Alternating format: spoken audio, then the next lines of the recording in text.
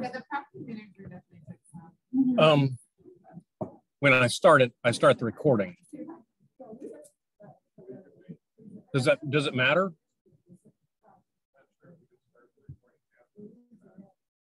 Well, I mean, it's up now. I started it. All right.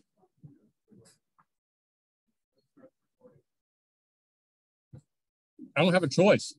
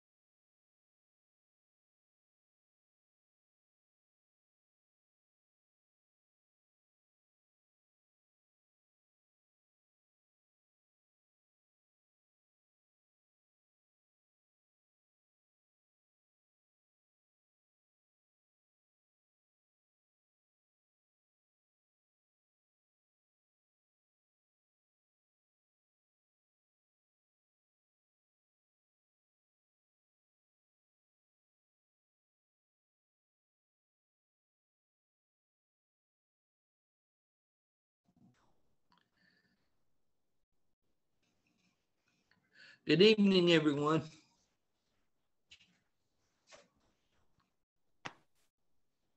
Good evening, Jim. Everybody doing all right tonight?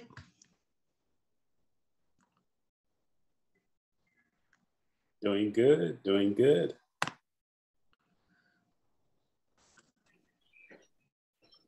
Hey, Tawana. We're still getting the technical stuff set up, but can everyone hear me? Awesome. Thanks for joining us, John. We appreciate you taking time to out of your new busy schedule. I appreciate it. Thank you. I'm glad to be here. Good to see everyone. Same here.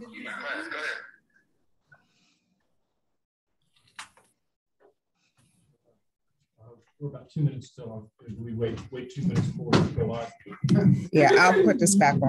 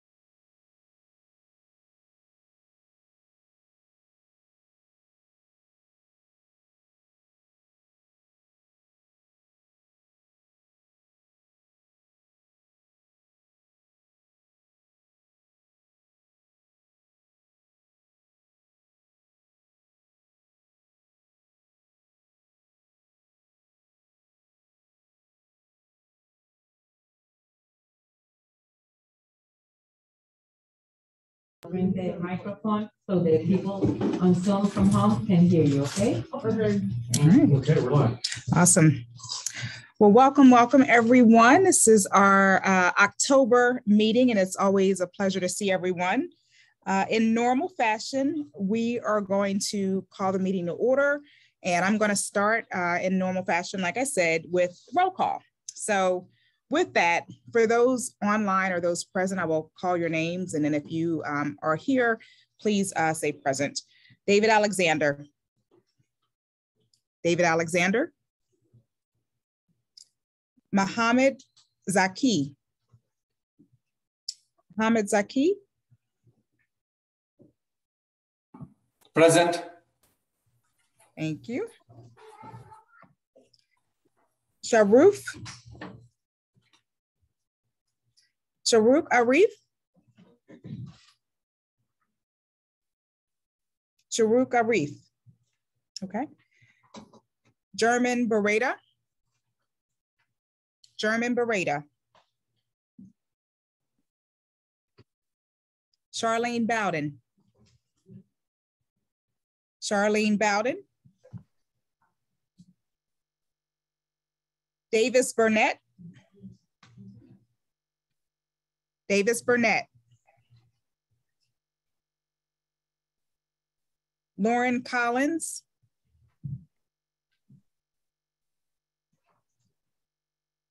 Lauren Collins. Chris Corsez. Chris Corsez.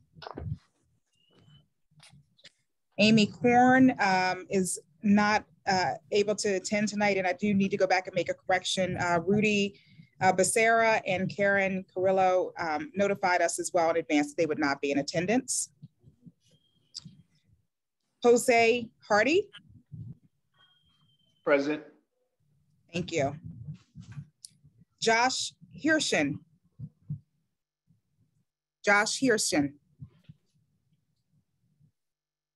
Monique Wright Hudson and Danita Knight both also advised that they would not be able to be in attendance this evening. Jim Moses. Here. Thank you. Catherine Murdy Roll. William Naglich. Kirk Nelson. Kirk Nelson. Janice Nisi. Melissa Owen. Present. Thank you. Matthew Petzold. Matthew Petzold. Marco Palma. Marco Palma. Aixa Pascal. Thank you. Tiffany Russell. Present. Connie Todd. Connie Todd. Connie Todd, present. Thank you. Annie Bell Torres. Annie Bell Torres. Kathy Wells. Kathy Wells. 3 more to go. Beth Wendell. Beth Wendell, present. Thank you, Beth. Kyle Williams. Present. And Tom Woodward advised as well in advance that he would not be in attendance. So we are now done with roll call. Did I miss anyone? Ruben Cruz is Madam present. Chair, Kathy Wells is the attendee room. We're going to ring her over now. Okay, thank you. Vina Kane, present. Thank you, Bean. Ruben Cruz present. Thank you, Ruben. All right, thank you, everyone. Now we'll move on to the approval of the 9/16/21 meeting minutes. Can I get someone to approve the minutes, please?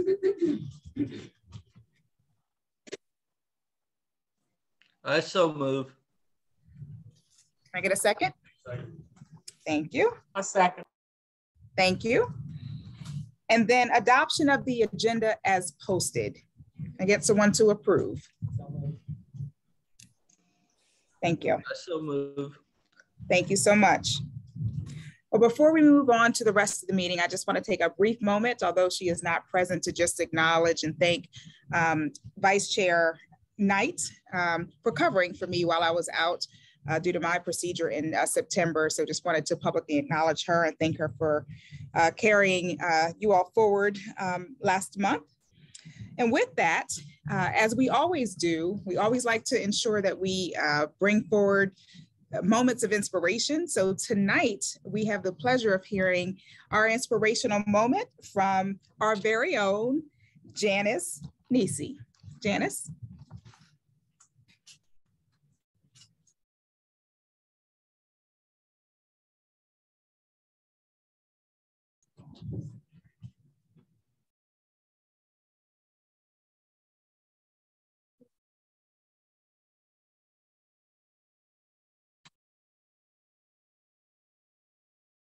It's okay. Yeah.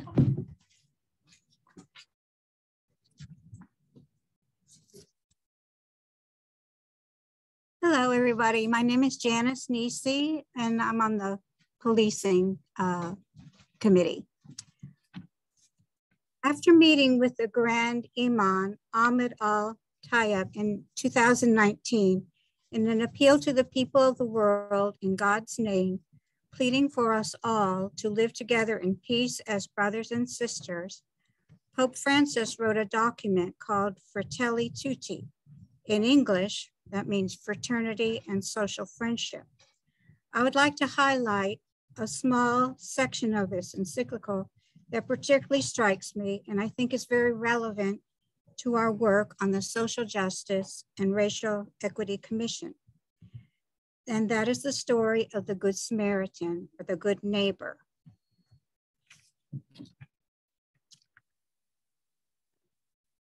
The Bible tells the story of a man assaulted by thieves.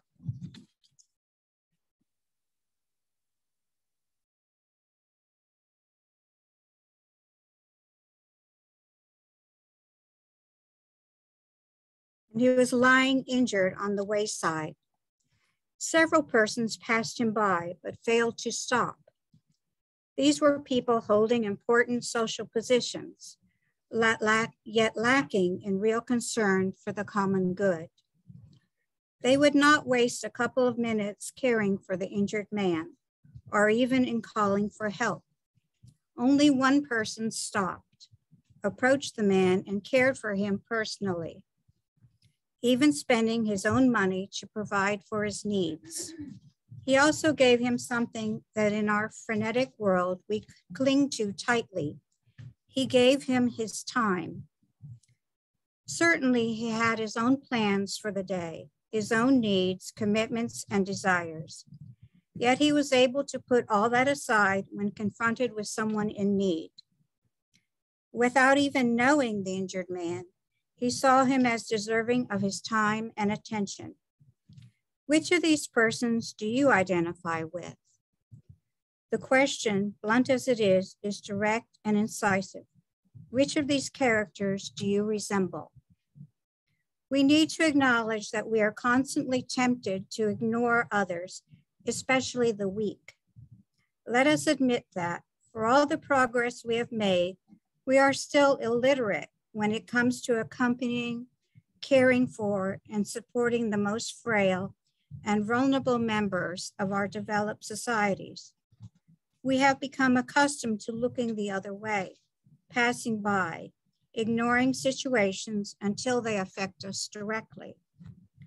Someone is assaulted on our streets, and many hurry off as if they did not notice.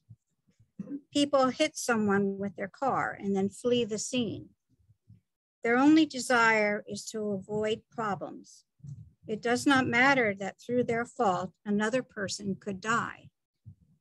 All these are signs of an approach to life that is spreading in various and subtle ways. What is more, caught up as we are with our own needs, the sight of a person who is suffering disturbs us. It makes us uneasy, since we have no time to waste on other people's problems. These are symptoms of an unhealthy society, a society that seeks prosperity but turns its back on suffering.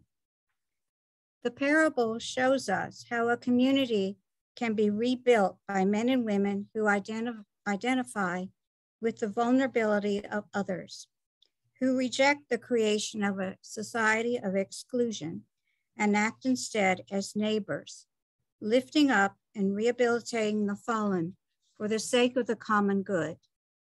At the same time, it warns us about the attitude of those who think only of themselves and fail to shoulder the inevitable responsibilities of life as it is. So how can we be a good neighbor? Who in Brookhaven is on the fringes? Who has been robbed of their dignity in Brookhaven? What can our Social Justice and Racial Equity Commission do about it? I would suggest just maybe take a few small steps toward awareness of those on the fringes, and then working to include all in our community. Thank you.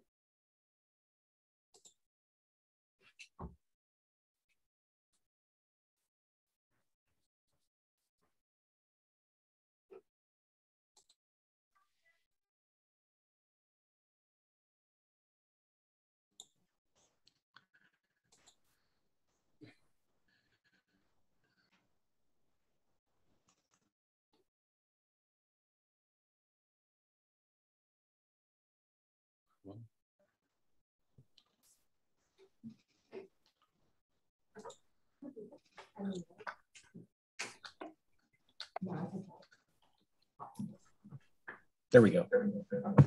We'll back up. You all haven't missed a thing. But I did publicly thank Commissioner Nisi just for that wonderful message. So thank you again. And with that, we are now going to shift in the agenda with getting an update on the 2020 census, and in particularly how it impacts us in Brookhaven. The next presentation is important for the work before us and certainly sets the stage for who we are making recommendations for. This evening, we have with us Mike Alexander, who will bring us an update on the 2020 census and its implications for our community. Mike is the Director for Livable Initiatives at the Atlanta Regional Commission. He's a senior executive for over 20 years of successful leadership in the public sector.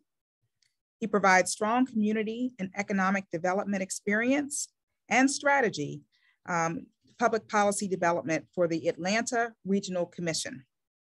Michael is a committed and engaged community volunteer who lives in Decatur with his family. So with that, I'd like to have you all join me in welcoming Mike Alexander. And Mike, I know you are on virtually with us, so I will turn it over to you. Thank you so much, Tawana. Can everybody hear me? And hopefully Yes. I'm sharing my screen properly. Thank you, Jim and Melissa, for having your screens on, just so I have some people to look at as I talk. I know it's been a long day for everyone, but I'm very excited to be with you virtually in Brookhaven tonight.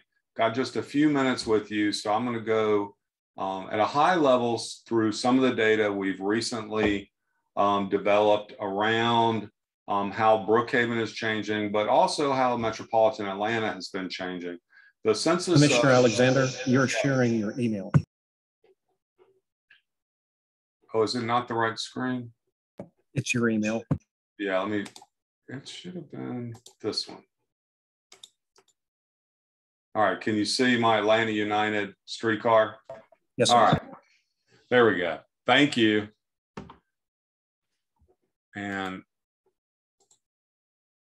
to get right into it, this is population change by race and ethnicity for the largest metros from 2010 to 2020. So this is census data.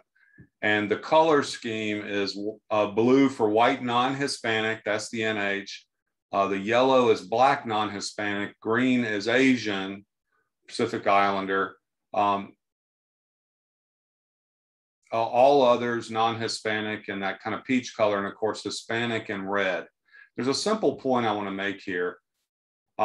If you look across this chart and you look at those blue lines to the left, that means the white population in those metro areas is actually declining. There are fewer white people in those metros now than there were in 2010.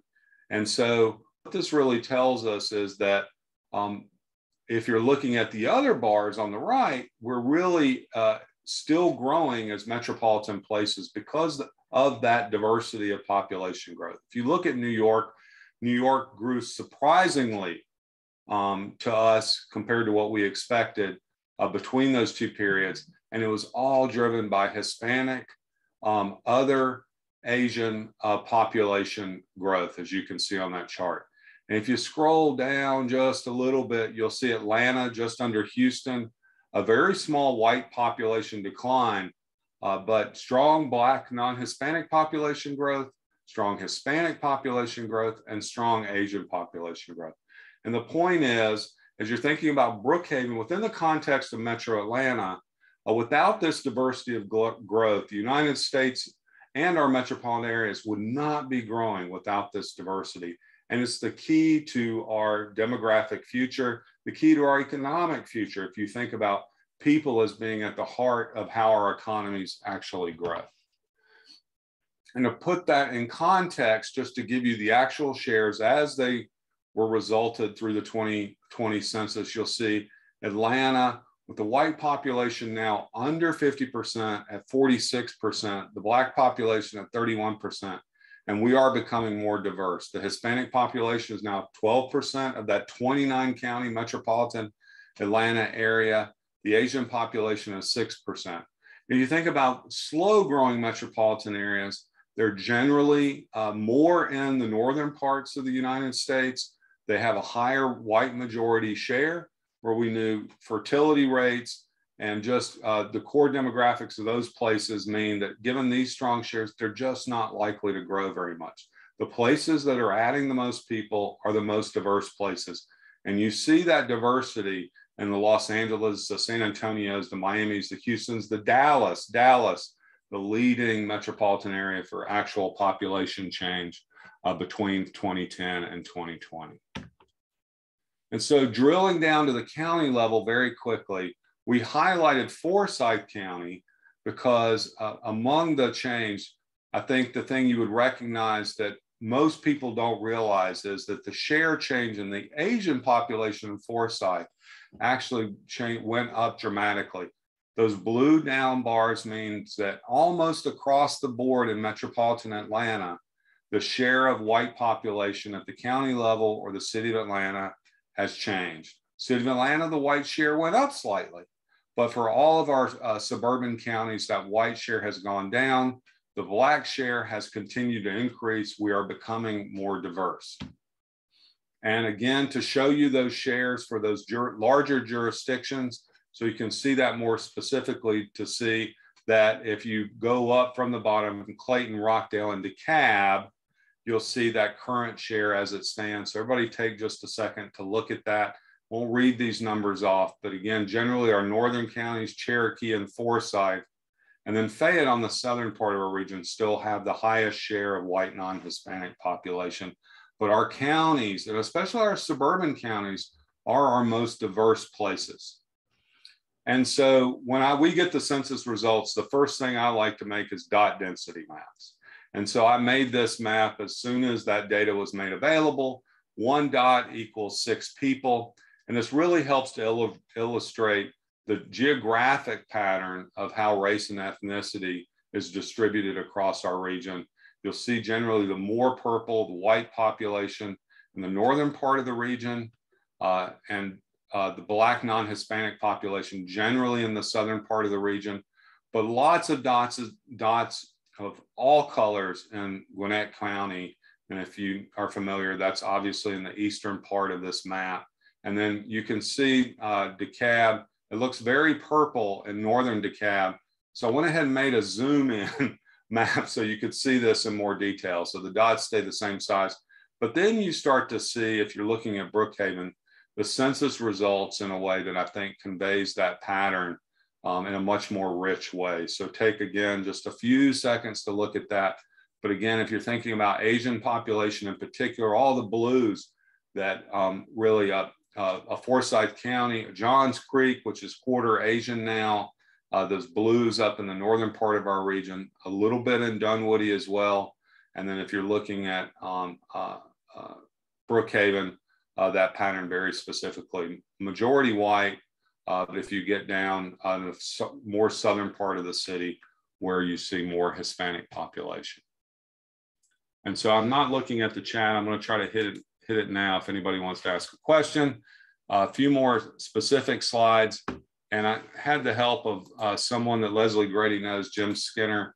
So I've tried to make these as legible as possible because I thought you'd be in the audience. I see that TV screen that everybody's looking up at on the right.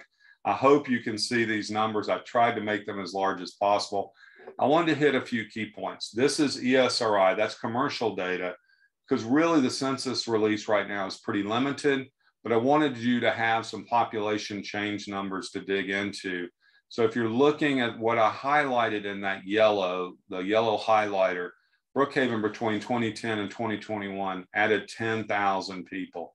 And that compound annual growth rate of 1.71 was the highest of any of the cities except for Lithonia. And Lithonia is a very small city in total population. So if they've grown, and they've grown well, but that percentage is higher, but in real change terms, that 1.71 for other similarly sized cities like Brookhaven demonstrates the attractiveness of Brookhaven and how much Brookhaven has grown over the last 11 years. And I know there's a lot of data on this slide. If you're on your home computer, stay with it. This is very much a Jim Skinner slide, but we wanted to put as much information as possible onto this slide. So this again is ESRI data. This is not actually 2020 census data, But if you can see my cursor, in 2010, the white non-Hispanic population was 52%. In 2021, that's down to 50.6%. The share of Black population, non-Hispanic, has increased slightly from 10 to 11. But then I want you to pay attention to the diversity index. And it's a simple measure of, if you choose two people at random, how likely they are to be dissimilar in a particular geography. So if that number was 100, that means perfectly diverse. If it's 0, it means completely homogeneous. And so if you look across in 2010, Brookhaven had a diversity index of 75.6. That's actually increased. Brookhaven has become more diverse if you get to the middle of the page. And then obviously we've got some change numbers in there for you to look at as well. But if you're comparing Brookhaven to these other large geographies, it's the most diverse. And then I wanted you to see this again. I know this is even more data, but this is all the cities for DeKalb County, just so you could put that comparison in more context. So that diversity index again, where you see a Chamblee at 87.6, a Doraville at 89.5. So those cities are absolutely diverse as of 2010. And then, so if you look at those 2021 numbers, Doraville increased to 90. There are a few places that I've looked at that have a diversity index like Doraville. But again, if you scroll back over to Brookhaven, that 76 number is also very high and represents, I think, at the heart of it from the census data and our commercial data, why I think, and I couldn't be cheering you on more to be going through this process to acknowledge this demographic diversity in Brookhaven.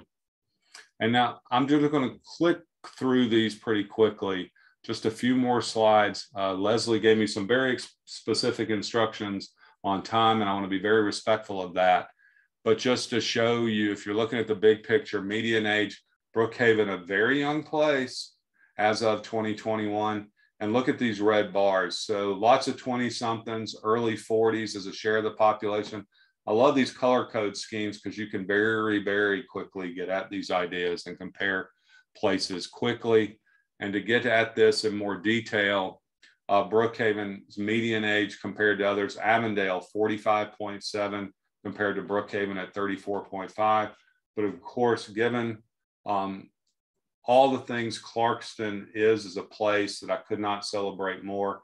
I often volunteer out at the Clarkston Community Center for Soccer in the Streets, working with the kids in that program. 29.6, there are a few places in America that have a median age of 29.6, and it's reflective of these differences. Big differences in these cities and their age composition. More information about income. Brookhaven is a very affluent place. That median household income much higher than our regional comparisons. And of course, if you look at that compared to the other cities, very similar. But again, just good information for you to understand Brookhaven in context compared to these other cities in DeKalb County. And then more data that I really don't have time to go into today, but we wanted to give to you because I'll put this PowerPoint in the chat once I'm done presenting. And I'd love to take any questions. Did I hit the time okay? I think I did. I'm looking at you, Leslie. I can see you.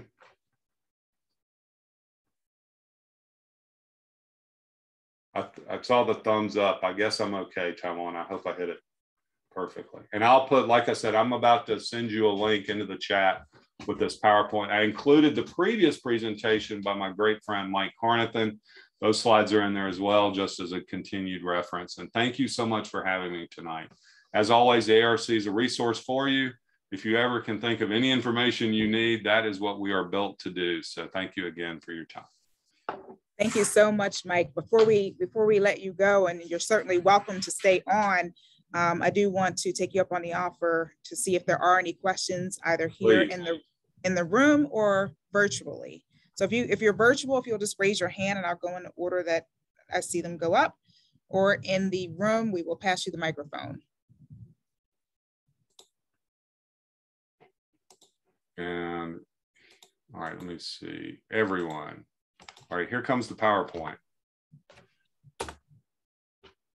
So if you can look in the chat now, you should be able to click that link and download the PowerPoint as well. And we have a question coming in. Hey, Okay. Mike, thank you very much for the presentation. So for the diversity index you spoke of, who conducts that? Like I've never heard of that, but what's the source of that and who conducts it? And is it really like a go to the street, see who you meet and how that works? Yeah, so it is it's very much about the math of calculating that probability. I've never done that calculation myself. That is a calculation that is embedded into these geographic information, socioeconomic information resources through ESRI. ESRI is a commercial information company. They make GIS software, and they probably have the best non-census demographic team in the United States. So they're really basing that off of those shares of race and ethnicity, and then calculating that based on those totals. So there's real math behind it, and it's really a simplified way to get at that. I think where the diversity index is valuable is that you can really use it to make maps of different geographies. There are large geographies in counties where we look very diverse, but when you start to drill into the neighborhood level, you see that diversity index fall off. So instead of having to make maps or make data for each race or ethnicity and comparing them, you can use that to quickly understand what places are really diverse and which aren't. In a city scale like Brookhaven, I think it's a very effective measure to compare against other cities to see. And it's taking into account all those race and ethnicity numbers to come up with that final value. Any other questions? Great question. Great answer. We have another question in the room. Wow. And I'm gonna, let me make sure, let me see did I see a hand raised? Quick question. You may not have the answer to this, but as you're looking at everyone who's moving into the Brookhaven area, I'm curious, do we know if they're coming or where they're coming from? Are they from the metro area, or are they coming from other cities that are also diverse? I think that just kind of hit my mind as we're looking at all these individuals that are coming into this particular area or city. Yeah, that really is it's a great question. I got asked that question earlier today. I was presenting to Leadership North Fulton. We don't know right now a lot of information about recent trends in migration. Really, I'm often forced to, with a lack of information, to look at that at kind of the metropolitan area and where they're coming from, not necessarily their race and ethnicity. But you really have, I think, highlighted something we should be reporting on. I promise you, I'll take it back home and see if we can't come up with something, and I'll pass it along. I haven't really dug into that data, and I don't think anybody else on the ARC staff has either to break that down. But it's a great question. The reality is, locally, most people the churn of movement is dominated by people moving locally, but that's not, I can't speak to race or ethnicity specifically. Thank you, Michael. Any other questions? Oh, wait, I did want to add save tenure. So we know how long someone has lived in a place through the American Community Survey. And we do have that data available on our Neighborhood Nexus website. So we can look at it that way. But that's not really current. That's 5-year monthly data that gets summarized. Wonderful. Well, I think that is it on questions. I will just give it another 10-second pause. All right. Thank you. Well, thank you so much. This has been wonderful, very relevant, and we really appreciate you taking the time. Thank you. Couldn't be happier to be here with you. Thank you. All right. You're welcome. All right, so now we are going to move on to our subcommittee chairs who will share focus areas of the emerging recommendations which are under development. And then afterwards, we'll do a short breakout of subcommittees to have more detailed discussion and planning. So with that, I am going to start with mission and vision. And I'm going to call up Tiffany Russell, Commissioner Russell, apologies.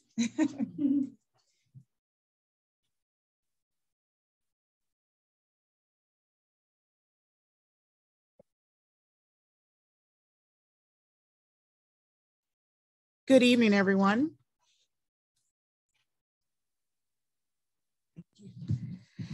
So we have some good work underfoot and we are excited about it. Our two topic or our focus areas that our recommendations will address are creating an equitable mission and vision statement and examining the city's charter for barriers to equity.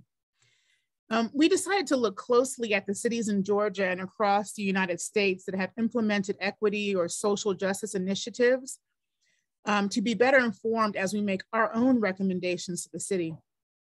And so we contacted the city of Griffin, Minneapolis, San Antonio, Athens and Clark County, Asheville, and the Government Alliance on Race and Equity.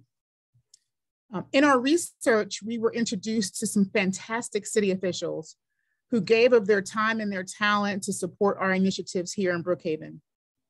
So we're in the process now of collecting our data and examining trends and lessons learned from our research that can inform some of our recommendations to the city. So some of the questions that we asked the city officials when we had their ear, and also some information we were able to garner from their websites included: why was the initiative or program or office created? What are some of the tangible results and outcomes from the initiative? We also wanted to know who managed the process for developing the city's mission and vision statements, and if there was a committee or a commission leading the effort. We're also very intrigued around budget and how and who managed the process and how it was paid for. These are just a few of the questions that we asked in our interviews, and we also wanted to find out lessons learned. And so again, we had some great conversations and lots of data to go through. We have a matrix that we're laying that data on so that we can see some trends and ways to make some recommendations to the city. Thank you.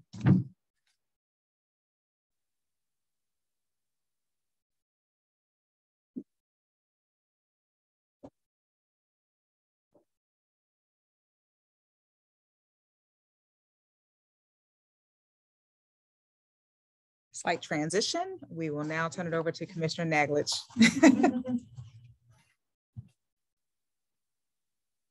Good evening, everyone. We have completed our survey of the city staff. We've had a little bit of a logistical snafu getting that process, but it's my understanding that the third party we retained to analyze that data has it now, so that should be moving forward. We hope to have the initial analysis soon.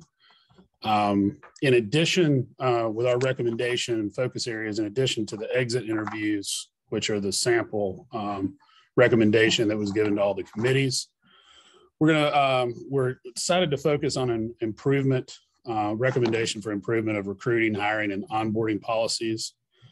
And we anticipate that will include expanded interview panels and an improved application process, as well as standardized, additional standardized interview questions and procedures.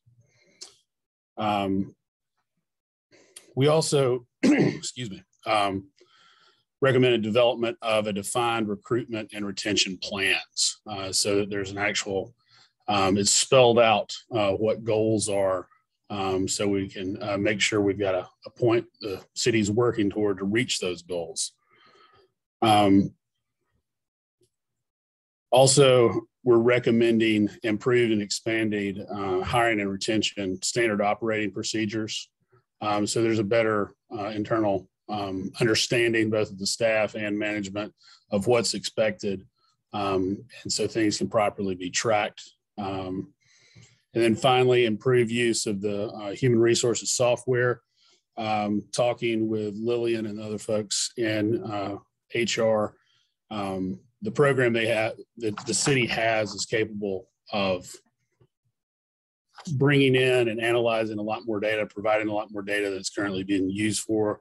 And we know that the plan for that is already in place and should be used to identify trends, potential issues before they become real problems. So the city can make sure to take a proactive instead of a reactive approach to dealing with those.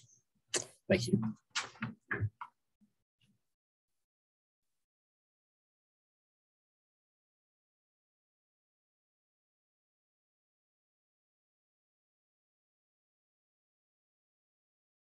Thank you, Commissioner Russell and Naglich, who are both present here in the room. So now I'm going to switch virtually and call on Commissioner Moses to give us an update for procurement and contracting.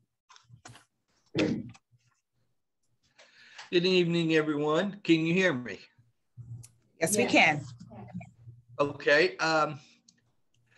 So what we have done is looked at the procurement process, and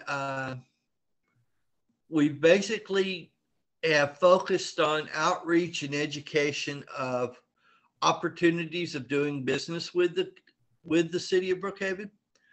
And what we want to do is try to develop more partnerships, mentorships, or suggest these things to the city to try to encourage a more diverse population of bidders and encourage more populations to come and do business with the city of Brookhaven. We feel that's going to be necessary for the growth of the city. And basically that is the nutshell of what we've been doing.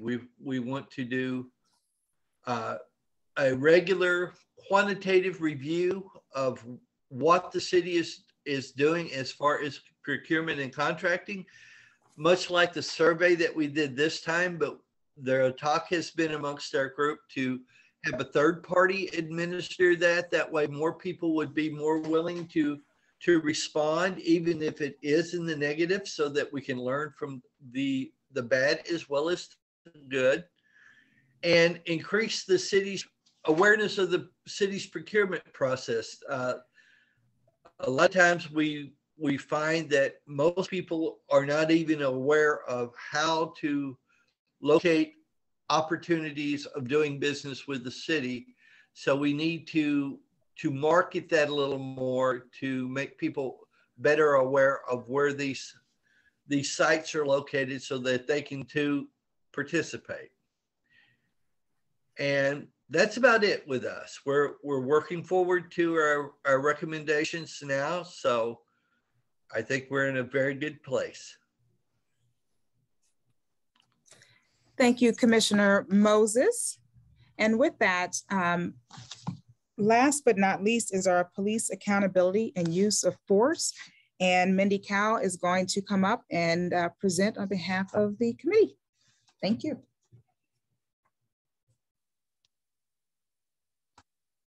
Hi, everyone. You are, oh, I wish I could see myself.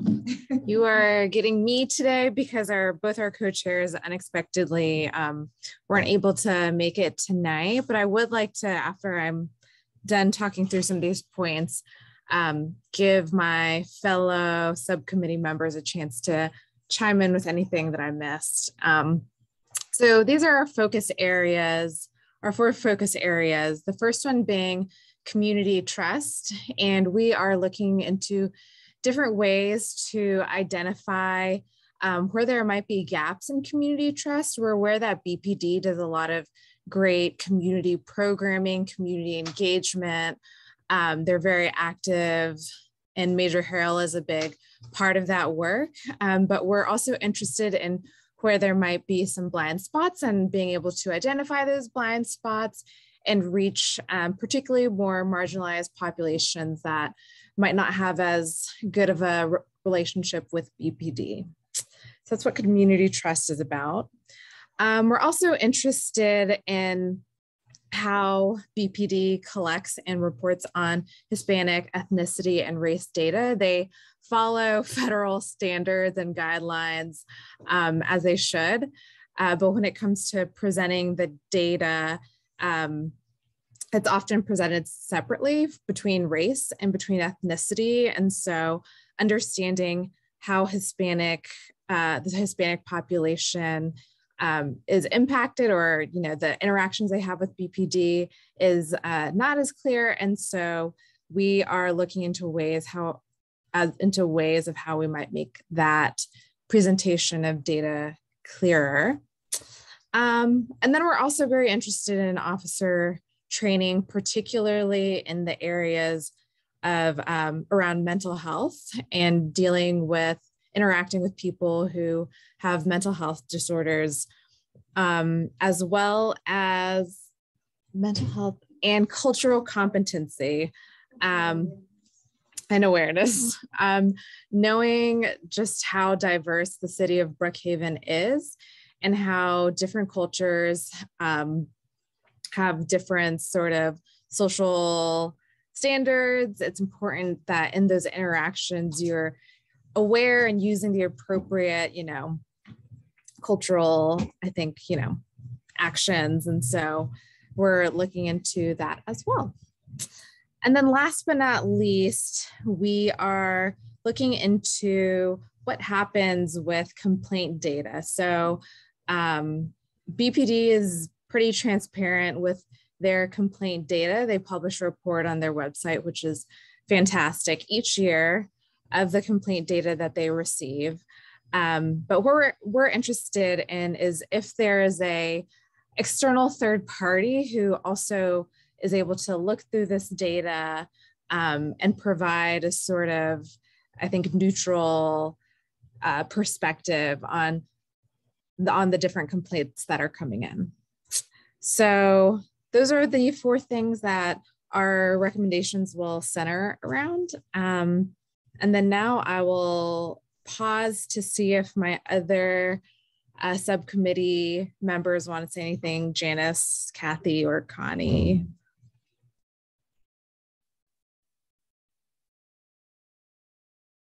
Good. Okay, I don't see anything in the chat. So, all right, I guess that's it.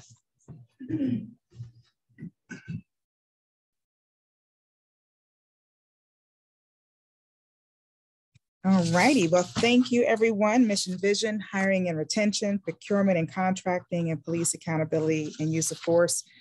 We know you all have worked so hard over these last 10, almost 11 months. I know this has not been an easy journey, but certainly very grateful and blessed that you all stood up to this, this charge. And I'm confident that our updates and our recommendations will make a meaningful impact to the community and the city of Brookhaven, and most importantly to us as well, because we would have had a chance to change, even if it's just one life. It matters. So we really are grateful for you. In normal fashion, the Chrysalis Lab team will take your input and be sure your thoughts are included in our report. And now it's time to invite public comment on Zoom or Facebook, which Burke will monitor for us. And please bear with me as I share the following reminders for public comments. Please give your name, address, and district you live in for the record.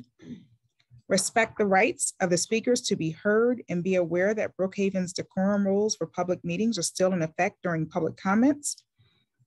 In order to respect the time of each speaker and the rights of all citizens who wish to comment, the commission shall not cut a speaker's time by engaging in dialogue or answering questions.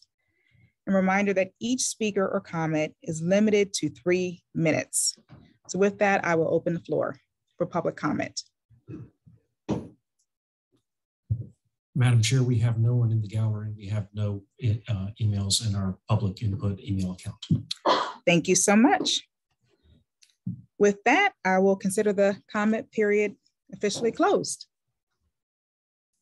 Now we'll turn it over to the Leslie Grady to guide us on our next upcoming activity. So Leslie. Thank you, Madam Chair. So you all know that every meeting we have, and typically during the meeting, at the end of the meeting, sent you a survey.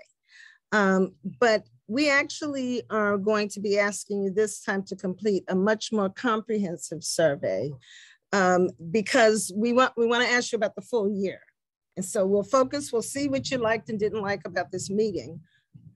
But even more, we want to know about your experience, about your thinking.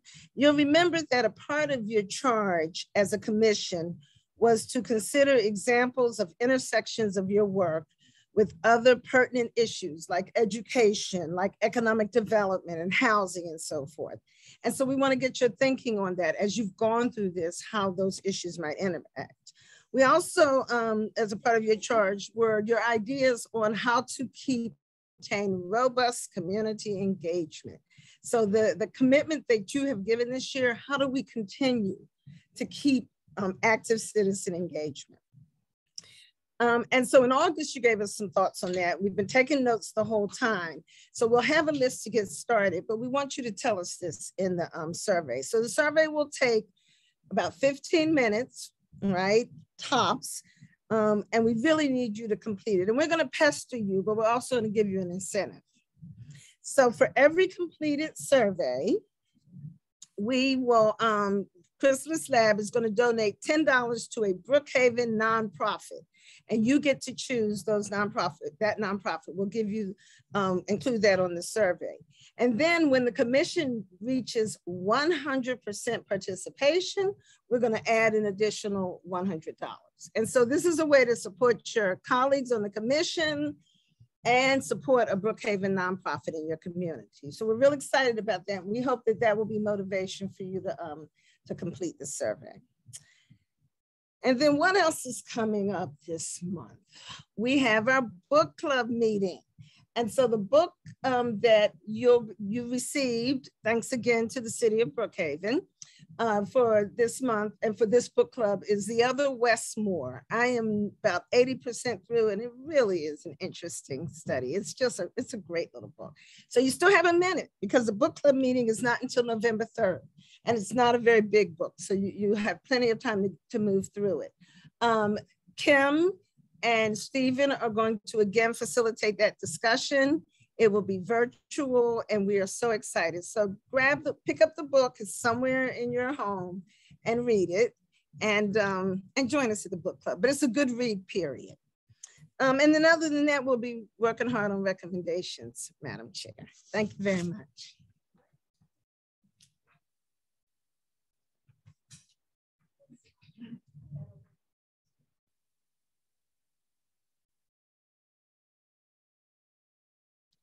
All right, so now we are going to provide everyone, each subcommittee, time to meet within your teams. And this will provide an opportunity for you to make progress on your recommendations or just kind of flush out anything else. I would ask that you consider what you have heard from other subcommittees and how it may relate to your work. Consider any sort of assignments or tasks that might need to be delegated within the team. Everyone present, whether you're virtual or in person, will have an opportunity to join a discussion. So we certainly encourage everyone to stay connected and engaged. What I can promise you is that we intend to end early. So that should keep everyone on board. Or initially we thought we were gonna go for 45 minutes, but we feel as though 30 minutes would be more than sufficient. So it is 7:51 now. We'll give 30 minutes and by 8:30, you have my commitment. We will do a formal adjournment. For those attending virtually, we would recommend that you connect with your commission or committee members, who are in the room and determine the best way to kind of connect. So we do realize some will have to break out and go in different areas of the room to maybe get on speaker or things of that nature, but we'll work that out. But with that, we're going to use this next 30 minutes to allow for you all to connect. And for those who are on Zoom, we would ask that you remain logged into Zoom until the meeting is officially adjourned.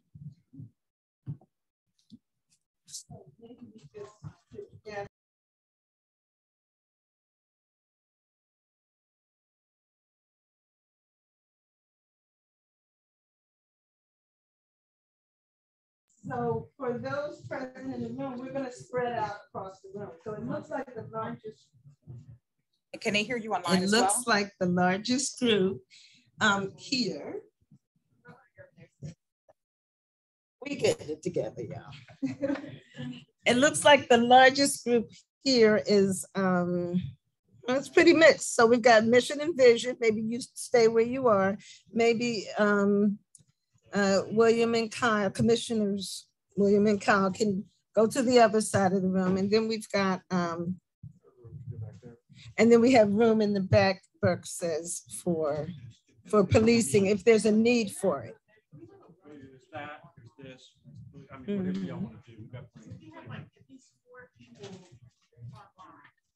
Okay, so what you want to do is just have them call into you. You can call them. You can call them, or they can call into you.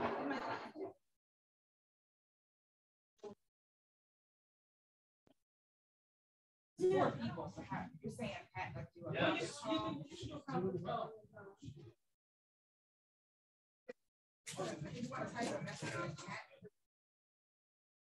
And so they, who you talking about? Oh, you got good attendance. Y'all doing something right. Yes. Okay. This. I got you. That one, yes. You're down there in the corner.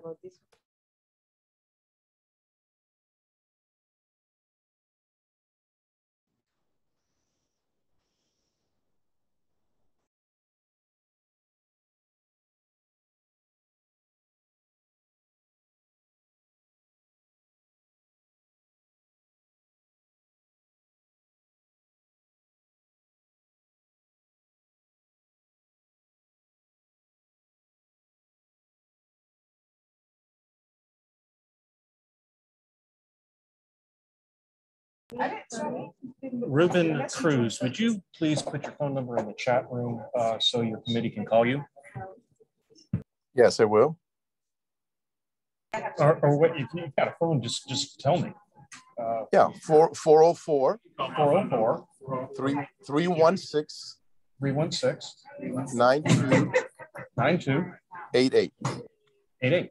316-9288. Excellent. I have some.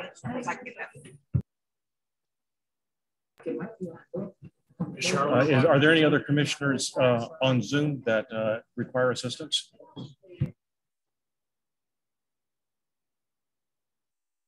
Yes, there is. Can we set up a quick conference call with a number or something that someone has? This is Commissioner. Yeah, Commissioner. We've got groups breaking up into different breakout rooms. So which subcommittee are you on, sir? Procurement and contracting. Okay, procurement and contracting. Stand by. None his members are here. He's the only one. Oh, you're Mr. Moses. You're the only one here from that committee, I believe. Oh, well, then it's a very short meeting, I guess. and probably the most productive. Yes, I can delegate all I want to now. That's right. So the people that haven't shown up, they get all of the work. I have some numbers in the chat. Y'all on the vision and mission. Let me see if I can't get you all dialed in. Just stand by.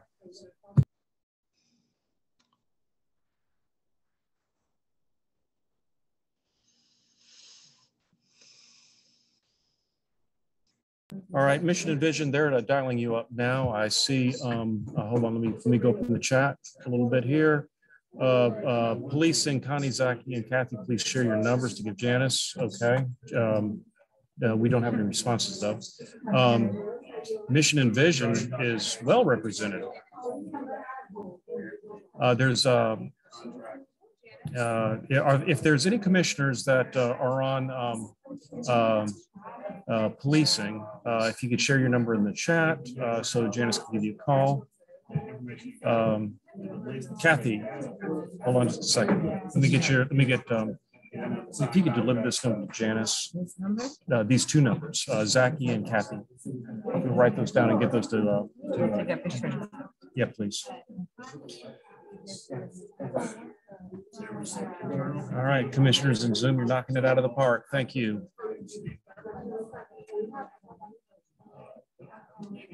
And I've muted the room mics, so you can, if you need to talk amongst yourselves in Zoom, you can do so. Turn the corner. It's just chattering here. So that's obviously going to delay. Kathy Wells and Zaki Anwar, your phone numbers are being delivered to Janice Stacy as we speak. Do I have everybody else? Let's see.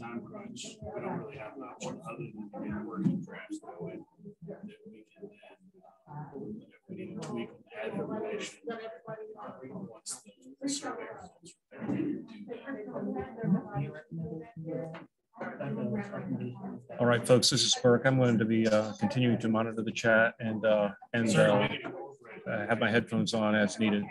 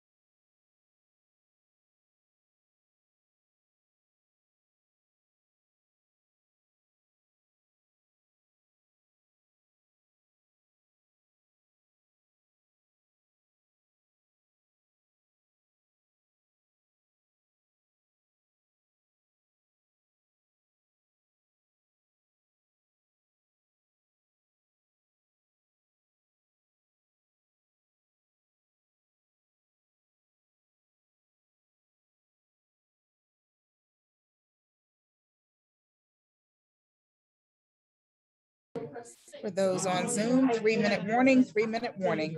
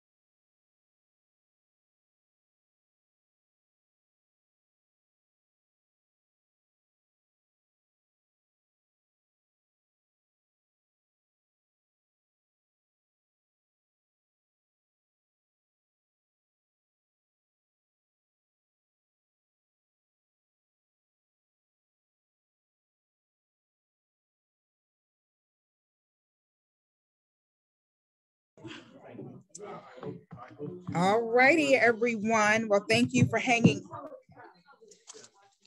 Hello, those in the room. We're going to wrap this up really quickly because I know we're all anxious to get on with the rest of our evenings. But commissioners, thank you so much for hanging in with us tonight. Hopefully you found the time, a good exercise and an opportunity to come together. And we hope that you found the time helpful. So with that, we will see you in November.